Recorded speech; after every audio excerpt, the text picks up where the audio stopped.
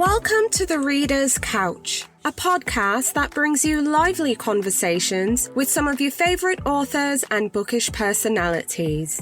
Over here, the couch is always booked, but I've moved some books to the side table and fluffed some cushions so I can welcome a guest or two to come lounge with us. Today on the couch, we have K-Ming Chang, an author whose debut novel tells the story of 3 generations of Taiwanese American women.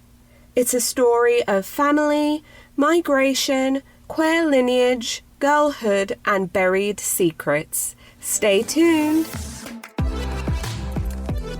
Readers, get ready for cozy reading and all the autumnal feels with the Biblio Lifestyle 2021 Fall Reading List. This year's guide has a total of 42 books organized across 7 categories, so you can head straight to your favorite genres if you prefer. We also have one category that's dedicated to the minimalist reader. And our Minimalist Reads list has 8 titles that we highly recommend if you're only planning to pick up a few reads this fall. In the guide, you'll also find some fun recipes, things to do at home, and tips to improve your reading life. So download your free copy of the guide and see the books that made the list over at bibliolifestyle.com/2021 FRL. That's bibliolifestyle.com/2021 FRL. I'll also include a link in the show notes so you can sign up there.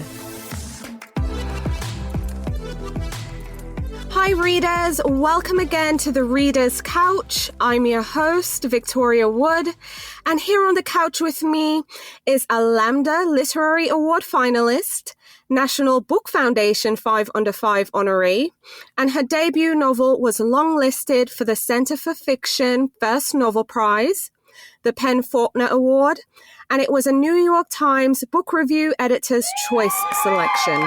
So I'm thrilled to have on the couch to celebrate the 1-year book birthday of Bestiary. Please welcome to the couch, K-Ming Chang. Hey, K-Ming. Hi, it's so great to talk to you. Yay, I'm thrilled we could have you on the show. So your debut novel, Bestiary, has been out in the world for 1 year now, which is wild to me.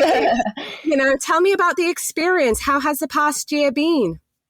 Yeah, it's definitely, been really surreal, but it's really amazing because I feel like this book is kind of like my daughter or something. It kind of has a life of her own and has reached so many more people than I ever imagined. And so it's really exciting to kind of have a bit of detachment from it and kind of see it, live its own life. Yeah, definitely living its own life for sure. So for those readers who missed out on Bestiary, tell us about the novel and what can readers who are new picking up this book, what can they expect going in? Yeah, so this book is kind of part family saga, part love story, and part mythological retelling. And it follows 3 generations of Taiwanese American women and kind of kicks off with the 3rd generation of the family called Daughter. And she grows a tiger tail overnight and has to excavate her family history in order to figure out how this tale came to be and what it means for her. So what inspired you to write the actual book? I mean, give us some behind the scenes details on your early thought processes and just the spark that lit this idea. Yeah, so I come from a poetry background. So I always thought that I would only ever write poetry. I read a lot of poetry. I never really thought that I would ever write prose or attempt something as intimidating and scary as a novel. But one day I was in a class that was called Poetry, Memoir, and Photography, which is taught by a really brilliant poet named Rachel Eliza Griffiths. And I was there for the poetry and photography part of it. But of course, memoir, I got kind of snuck into the mix of the class. And so we were all assigned to bring in like a micro memoir piece, just like 1,000 words of memoir. And I was very, very intimidated. It ended up being very like fantastical and fabulous because I was like, the truth, I don't know. Facts, I don't know about that. And actually that piece ended up being the first thing that I wrote for the novel, I just continued to expand it and allow it to get more and more fantastical. And of course, it became entirely fictional, but that was the original seed of it. And that first piece actually never made it into the final draft. So it's really interesting to see how it kind of grew into all these vines and ended up becoming a long form project that I just didn't expect. Wow, that's amazing. So one of the elements, because this is a multi-genre novel, I remember struggling trying to figure what category I was going to put this book in. I mean, as a reader, just myself, I would say, okay, it borders magical realism, but there's so many different elements. But the one element that stuck out to me was the generational saga, that section there. So for readers who are unfamiliar, we meet a grandmother, we meet a mother, we meet a daughter. So 3 generations of Taiwanese women. And the way you wrote about these women, it was very moving for me. And I also appreciated how you kind of steered away from tropes when it comes to generational interaction and conflict, because this book kind of centers on conflict quite a bit, but you just kind of gave us a new way to think about how the younger generation and the older generation might interact and relate and maybe even influence each other. I mean, was this something intentional that you thought about? Because it was very profound for me. Oh, thank you so much for bringing that up. That was also a deeply important part of what motivated me to write this book, because I wasn't really interested in the trope of this idea of the next generation kind of breaking free of the past and just being in direct resistance to the women who came before her, or this idea that somehow the older generations are just kind of a purely oppressive force and just purely repressive. I was more interested in the ways that the younger generation circles back to the older generation and how there's this constant kind of looping and circling of the generations, that it isn't so linear. I mean, we say lineage and we kind of assume that there's a kind of linearity, but I was really interested in what does it mean for things like intergenerational trauma and memory and history to be kind of continuously inherited and circled and obsessed over, rather than this idea that you somehow move farther and farther away from something with each generation. I wanted all 3 women of each generation for their voices to kind of rhyme and to be very similar. And I purposefully used a kind of similar vocabulary. There are certain words that were in all 3 perspectives that my editor would highlight and be like, oh, do you mean for this word to keep popping up in all 3 of their sections, for this kind of vocabulary to be in all 3 of their voices? And I was like, oh, yes, that is very purposeful, because I'm more interested in what makes them similar and what kind of binds their memories together than I am in, what makes them different and what is the biggest generational divide I can create between them. Yeah. Awesome. So I want to ask you about the cover for this book, because I loved it. How did you feel about it? Did it translate for you? Because again, as a reader, it did for me. It, not only did it catch my attention, but, you know, the tale, which is something I'm going to ask you about next, but just the cover, like, how did you feel about the cover design? Did it translate for you? I love talking about the cover because it's one of my favorite things to talk about in relation to the book. A lot of people say that it's kind of like a scavenger hunt where you'll find certain things in the book and then go back and look at the cover and realize, oh, that's what this bird is. That's what these letters are. That's what this bone is. I love that. I love the idea that the cover is a kind of map of what's inside the book, and that you can kind of go back and forth between the text and the cover to see the elements on the cover in a new light or a new context. I think that's so amazing.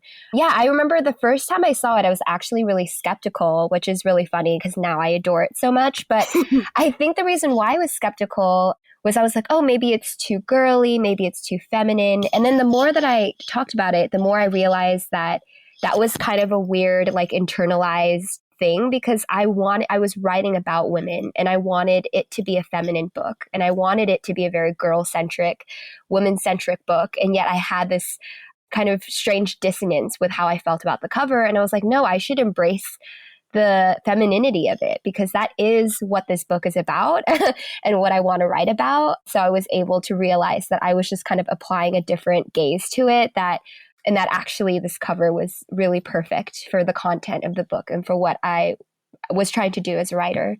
Yeah.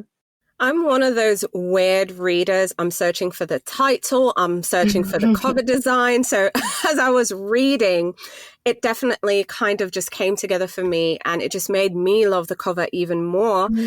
But one of the most standout bits of the cover, outside of the bones, and the, what do you call that? The tiger print is the tail. So I want to know about our heroine's tail, because it's our heroine who has this tail. She's wondering, where did this tail appear from? And it happened after she was being beaten for, doing the holes. So, where did this idea for the tail come from? Why the focus on the tail? And also, what inspired the idea for the tail? Yeah, so it's really funny because in the original draft, before I went through edits with my editor, the tail probably lasted only a chapter, maybe only 10 to 15 pages, and then it was immediately gone. And I remember in the editorial process, my editor asking me, what does this tail mean for the main character? And what might it look like if this tail was a kind of through line or tether for the book and the reader? And that really sparked something in me. And I started to write the tail as kind of its own character in a way. And I realized that it was a really complicated inheritance, that on one hand, there was something really beautiful and magical about it. And on the other hand, it kind of represented this fear that the narrator has about turning into a predator or having this capacity for violence that she feels like she's inherited. So the tale to me became this very complicated double-edged sword for the narrator, where on one hand, she can kind of control it and wield it in some ways. And on the other hand, it feels like she's being taken over. And that she doesn't have agency over it. And I was really interested in like the complicated, meanings of that in terms of thinking about what does it mean to come from violence or to inherit both the capacity to do violence and also from people who have experienced a lot of violence. Yeah, so it ended up being a bit of a mystery for me too. But I think that's right for the character, that it should kind of have multiple meanings or different things that it could represent. Right, absolutely. So I mentioned earlier, one of the things I latched onto first was just the generational dynamics. But I would be remiss not to mention the novel's queerness, because that's also a very important element in the story. Where do you see your book fitting in with pre-existing queer novels, but also how important was it to you to include this storyline as well? Yeah, I mean, it's definitely, there are so many influences and kind of queer books that I was thinking about. One of them was We the Animals by Justin Torres, which is a kind of queer coming of age novel. Trash by Dorothy Allison, which I loved because so much of it is about desire. And so much of this book is about women's desires of all kinds. And I think for me, it really came down to thinking about what does belonging mean and how can there be new forms of belonging within a family, within a country. One of the first pieces that I wrote for this is the pirate story.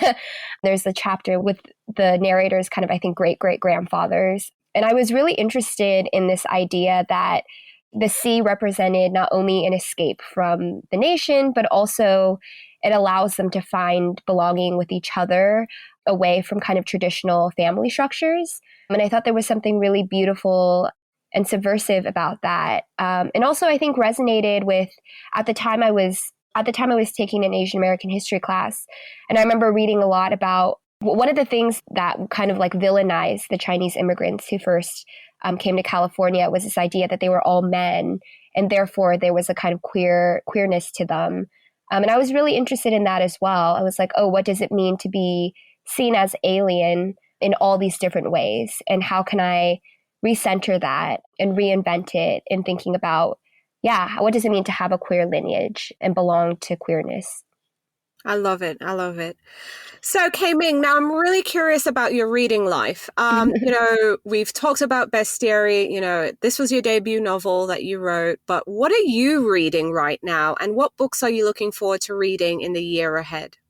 Yeah, I mean, there's so many amazing books that I've recently read. There's a book that just came out called Ghost Forest by Pic Xuan Feng that is absolutely brilliant. And I'm very lucky to know Pic Xuan as well. And she just inspires me so much. And I'm currently reading Annie John by Jamaica Kincaid. I'd read her short stories, but I'd never read a novel by her. And she is such an inspiration to me, and her language is so beautiful and dense. And so I'm really excited to be reading that. And then recently I finished reading a book called How to Pronounce Knives by Suvanthan Tamavonsa, which is also an incredible short story collection and makes me think a lot about like coming of age stories. Yeah. Awesome. Thanks for sharing. And we're big supporters here for our local indie bookstores. We ask all our guests on the show. So now I'm asking you to share with us some of your favorite local bookstores. Yeah, there are so many that I love, but one that comes to mind immediately is one that I've actually just recently discovered, and it's called Recycle Bookstore. There are 2 locations in the Bay Area, and what I love about that store is, first of all, there are cats. So any bookstore with cats, I'm there. But they have a mix of used books and new books, and I just love the environment, the atmosphere. It kind of feels like every single time you're in there, you're a treasure hunter and you're just looking around and you end up with something that you didn't even know you were looking for. It feels like an adventure to be in there. And of course, the cat's always a plus. Always a plus, for sure. Okay, so we are here because we're celebrating 1 year of Bestiary being out there in the world. But I want to get into your writing life now. Are you working on any other projects right now? Are there any books in our future? What can you tell us?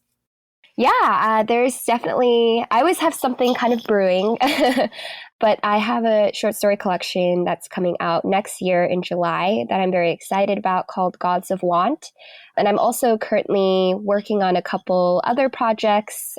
And just this year, I had a chapbook come out that's a retelling of Wuthering Heights called Bone House. So quite a few things on the burner. Yay, so exciting, so exciting. So your book's been out, Bestiary, for a year, again, I know.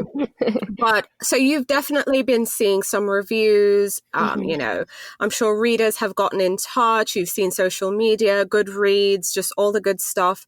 Were the reactions what you were hoping for? Did readers get some of the thoughts? And, yes and no, but also what were you hoping for with this book? Yeah, I mean, I think that that's one thing that has helped me, help me embrace this book because, as the writer of it, I'm always my worst critic. And I always tend to see its flaws and think about what it could have been rather than to see the beauty of what it is. And I think that hearing from readers has really helped me love my own work in a lot of ways, which has been really incredible. And I do feel like this book has found its readership.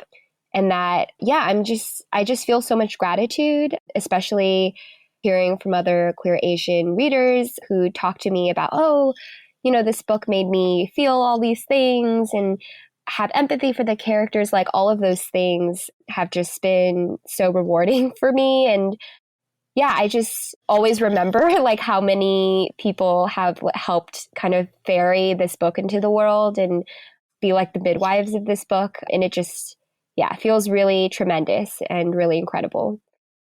Well, I'm thrilled to hear it because I absolutely adored this book. I was so grateful to see it. So I highly recommend it. And I hope folks will find comfort in a familiar story, especially, immigrant culture, if you're a person of color, if you're a person from the diaspora, just a story of alienation, survival, but also beauty, resilience. It was just beautiful. And I'm so happy it made it out there in the world. And I'm grateful that you decided to hop on the podcast with me. K-Ming, it was a thrill to have you on the show. Oh, no, thank you for celebrating Bestiary's birthday. That's so exciting. It's like, yay, 1 year old. And thank you for your lovely and thoughtful questions as well. Oh, I appreciate it. Hip hip hooray! It's on there! Yay! Readers, I had so much fun with author K-Ming Chang. It was such a treat to celebrate Bestiary's 1-year book birthday, and I really want to thank her for coming and lounging on the couch with us. This week will be a huge publication week for so many authors. There will be a flood of books gracing shelves on Tuesday, September 28th. But today, I'm going to spotlight 20 new and noteworthy titles for you to keep on your radar. If you're in the market for some non-fiction, I highly recommend Credible by Deborah Turkenheimer and Feeding the Soul by Tabitha Brown. If you're looking for a cozy mystery, get your hands on Mrs. Claus and the Halloween Homicide by Liz Ireland. If you're looking for literary fiction, there are 2 highly anticipated novels that are out this week. We have Chronicles from the Land of the Happiest People on Earth by Wole Soyinka and The Morning Star by Karl Ove Knausgaard, translated by Martin Aitken. In historical fiction, the highly anticipated Cloud Cuckoo Land by Anthony Doerr is out this week. If you're looking for books with themes of family and friendship, I highly recommend Black Girls Must Die Exhausted by Jane Allen, as well as Out of Love by Hazel Hayes. If you're looking for romance, there are a bunch of books that will be available this week. We have The Ex-Hex by Erin Sterling, 8 Perfect Hours by Leah Lewis, The Inn on Sweetbriar Lane by Jeannie Chin, The Sweetest Remedy by Jane Igharu, It Started with a Dog by Julia London, and Infamous by Minerva Spencer. If you're looking for some thrillers, mysteries, and suspense novels, available this week is We Know You Remember by Tove Alsterdal and The Man Who Died Twice by Richard Osmond. For our science fiction and fantasy readers, we have Light from Uncommon Stars by Raika Aoki, Summer Suns by Lee Mandello, The Last House on Needless Street by Catriona Ward, and The 7 Visitations of Sydney Burgess by Andy Marino. You can find a list with all these books and their summaries, along with the show notes, over at thereaderscouch.com. Thank you so much for tuning in to The Reader's Couch. You can find out more about the show and submit your questions for our guest by visiting our website, thereaderscouch.com. You can also connect with us on Facebook, Instagram, and Twitter at The Couch Is Booked. If you like the show, please subscribe, share, and take a few seconds to leave a rating and review. Next week, I'll be back with new guests, more books, and some fun games we can play. But until then, stay lounging, stay reading, and whenever you're in doubt, go straight to your local bookstore or library. Thanks for listening, and happy reading.